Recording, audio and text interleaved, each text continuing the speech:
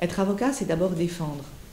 Défendre dans l'esprit du public est d'abord défendre quelqu'un qui est accusé, défendre un coupable. Mais en réalité, c'est aussi défendre une victime. On dit aussi que l'avocat est fait pour défendre la veuve et l'orphelin, c'est-à-dire pour défendre celui qui souffre.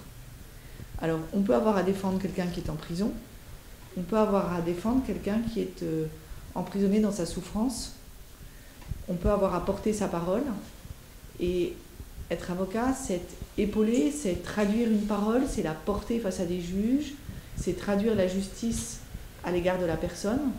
Donc pour nous, c'est toujours un honneur de défendre. Et quand se sont présentées les premières victimes du 13 novembre, qui avaient et qui souffraient tellement, on avait tous été touchés, en France et peut-être dans le monde, mais tous étaient touchés, on se sentait tous proches d'elles.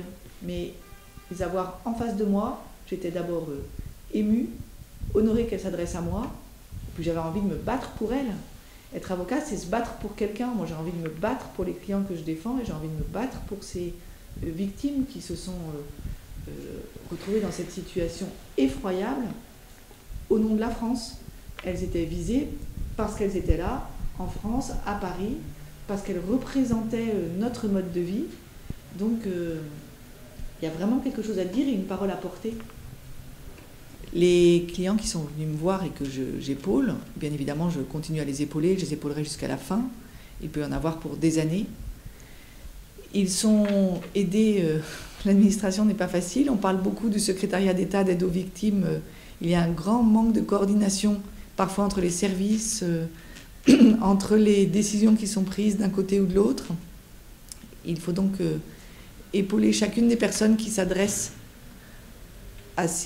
ou au fonds de garantie ou aux différentes administrations pour obtenir par exemple l'aménagement de l'appartement quand on sort de l'hôpital lourdement handicapé. Il va bien falloir aménager l'appartement, donc ça ce sont des démarches qu'il faut faire. Il y a des tas de démarches en ce sens.